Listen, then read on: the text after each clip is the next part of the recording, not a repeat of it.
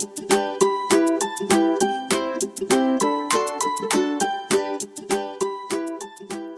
teman-teman, dengan saya kembali di sini Liana untuk materi sesi 9 Sosiologi SMA MA kelas 12. Evaluasi program pemberdayaan masyarakat, pengertian, tujuan, dan tahapan-tahapan. Program pemberdayaan masyarakat yang telah direncanakan dan dilaksanakan perlu dievaluasi untuk melihat kegagalan atau keberhasilannya.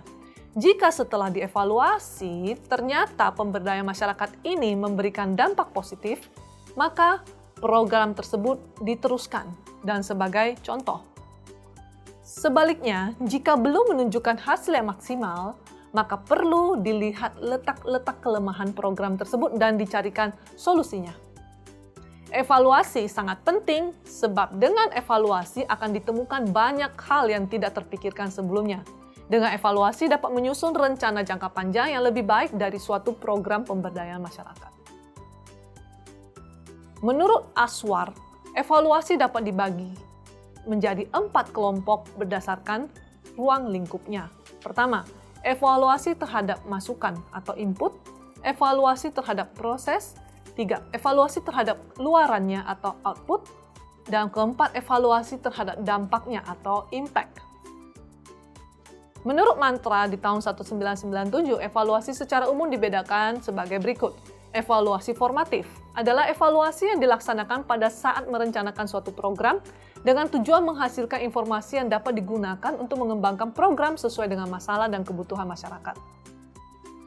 Yang kedua, evaluasi proses adalah evaluasi yang memberikan gambaran apa yang sedang berlangsung dalam suatu program dan memastikan keterjangkauan elemen fisik dan struktural dari program tersebut.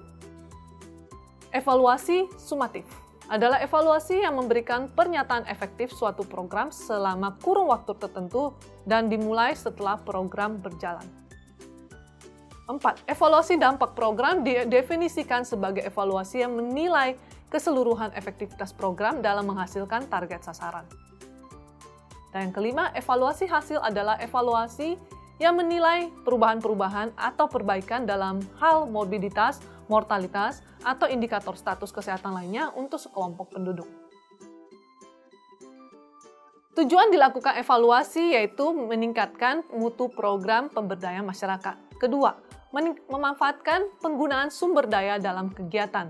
Ketiga, memberikan kepuasan dalam pekerjaan. Keempat, menelaah setiap hasil yang telah direncanakan. Bagaimana melakukan evaluasi?